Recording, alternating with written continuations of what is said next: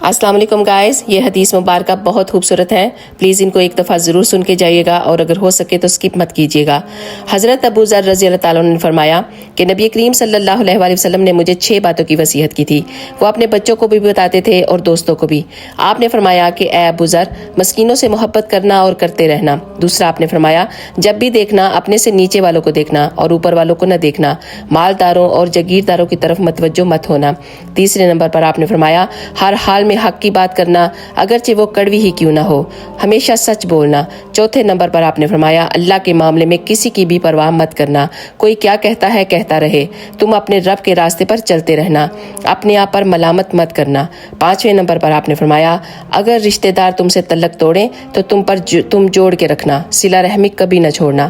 اور چھٹے نمبر پر آپ نے فرمایا اللہ کے عرش کے خزانوں میں سے ایک خزانہ ہے، لا حول ولا قوت الا باللہ العلی العظیم، آپ نے فرمایا اسے پڑھتے رہنا، اسے کبھی مت چھوڑنا۔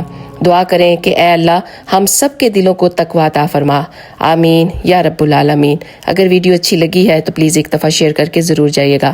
جزاک اللہ خیر۔